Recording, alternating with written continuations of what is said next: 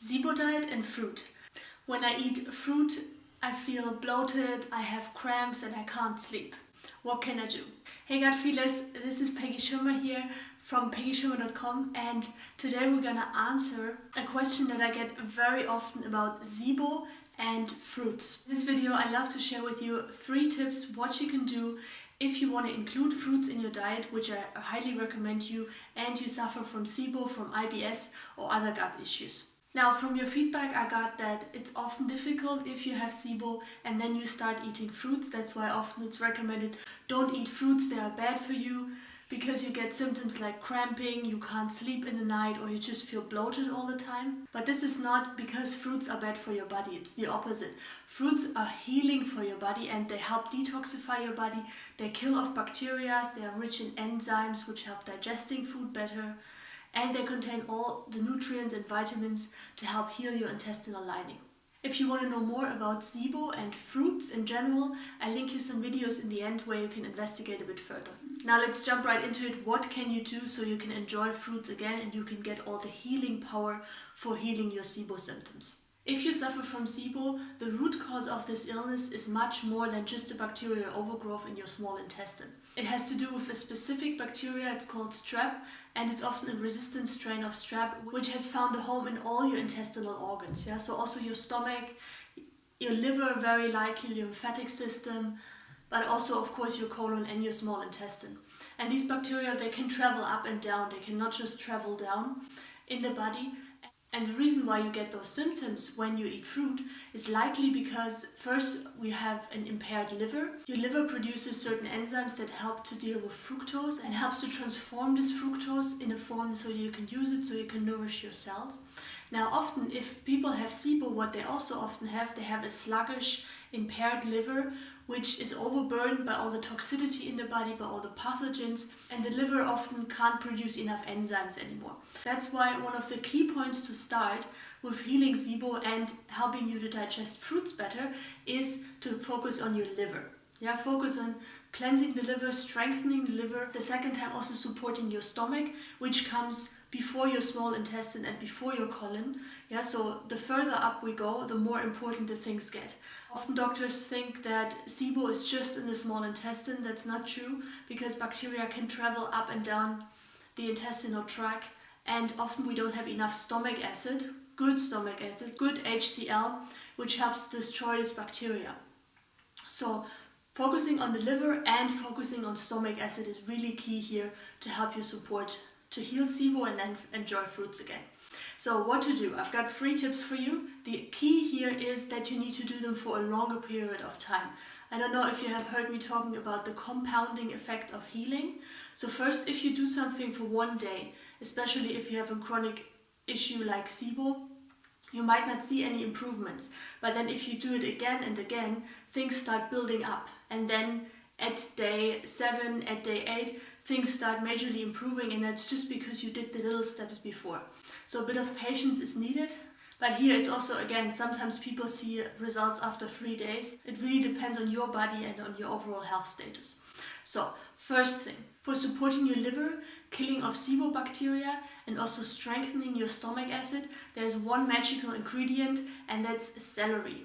The plain, green, boring, big bunch celery. And what I recommend you here to do is every day, every morning on an empty stomach, first thing in the morning, choose 1 bunch of celery and then drink it straight away without anything added. No water, no apples. It's really a medicinal drink. It's not supposed to taste perfectly. Some people like it. I personally hated it for the first week at least. Just approach it as something that is the most beneficial thing that you can do for your gut healing. And it will speed up your journey, and it would also really help your intestinal organs to heal as fast as possible.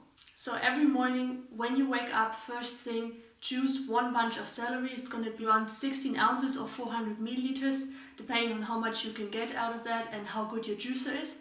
Do that, and then half an hour later you can start your breakfast. But really leave at least half an hour gap after the celery juice, so this can really support your stomach acid to build up, help the liver cleanse. It's also perfect to do it in the morning because your liver works very hard in the night, and then it's very receptive to anything that you eat first thing in the morning. Okay guys, that's the first thing, and you need to do that consistently because you build up through these cluster salts that are in the celery, you build up the stomach acid and you kill the bacteria, but this really needs to be every day for at least a week. And for giving you a framework here, I know that helps. It's much better to think about, okay, I do celery juice, I do this, what she recommends here for 1 week, I can commit to that for 1 week, then I say to you, okay, just go for it open-ended. So I hate that personally, so do a week, commit to a week, write it down, and do the celery the first thing in the morning.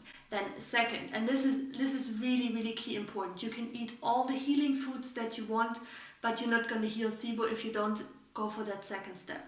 And the second step is you need to avoid any trigger foods that feed this bacteria, that feed pathogens in your body, viruses, streptococcus, and that work against the healing and the cleansing process of the liver and the stomach. There are 5 trigger foods that I recommend you to leave out by any means. So if you can go vegan for that week, that's the best. And here are the 5 trigger foods. So dairy products, everything in dairy products, milk, yogurt, butter, anything you can think of that is dairy. It doesn't matter what quality it is, it will always feed strep. Then we have eggs. Eggs are the biggest pathogen feeder in our body. So even if you don't have SIBO watching this right now and you have cancer, you have anything else, leaving out eggs is always a good idea. And then we have soy, any kinds of soy products, corn starches, corn syrup. Look at the packages, look at what you're eating. Best thing for that week to make your own meals if possible anyway, if not, check the labels. And the 5th one is gluten. I know this might be a challenge, especially if you're used to having toast at breakfast. Go for a rice cake instead. So rice is okay. The best would be to leave out all the grains, but especially anything with gluten. So rice, spelt, wheat, of course. I also recommend you to leave out oats because they're often cross-contaminated with any gluten. Unless it's written on the package, then they are okay. Leaving out these 5 trigger foods is essential. Commit for it for 1 week. I know this might be a big challenge for you, but it's really worth it and you're going to see results pretty quickly. And the 3rd thing you can do, and this is for preparing yourself to heal through the night. Your body has the biggest ability to heal through the night because it's not busy with your digestion. Often we are not aware of how much energy our digestion actually takes.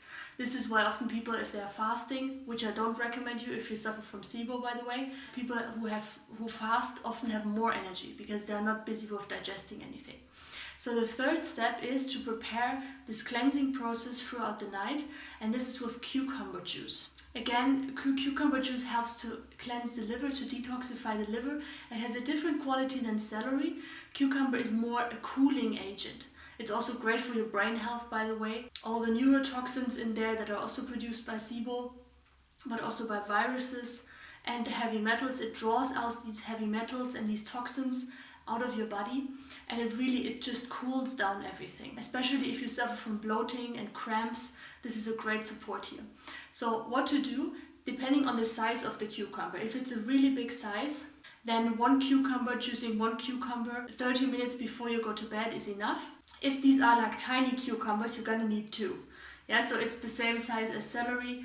Go for 300 milliliter, 400 milliliter, 16 ounces more or less. That's great, it's a big jar.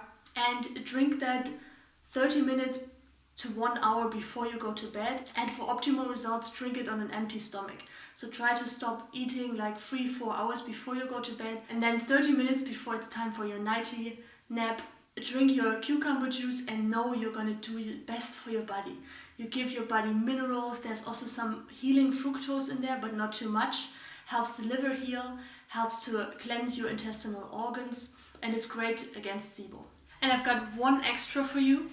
If you want to boost your healing even faster and help to detoxify your body and especially your liver, the fastest way possible is to use a certain algae, which is Hawaiian spirulina. I've used that with many clients. I also still take that for myself.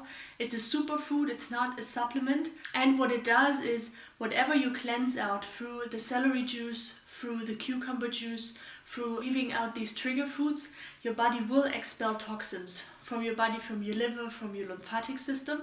And what spirulina does is it sponges them up. Yeah, so like a sponge, it takes them and then it will be released safely through your colon and gets them out of the body. Apart from that, spirulina also has vitamin B12, which your body can absorb well, zinc, iron, vitamin K, which is great for liver health as well, and just so many other phytonutrients, antioxidants. A really great addition to your healing journey. I've linked you down there the product that I use and recommend is highest quality Hawaiian spirulina. Make sure it's Hawaiian because that's the only source that is definitely toxic free. And this is very key with working with algae like spirulina because it sponges everything out, if it's outside your body or inside. So make sure if you want to do that extra to get a high quality product here. Okay guys, I repeat the 3 tips. Have celery juice in the morning first thing. Then avoid the 5 trigger foods and do cucumber juice in the evening to help heal your digestive system.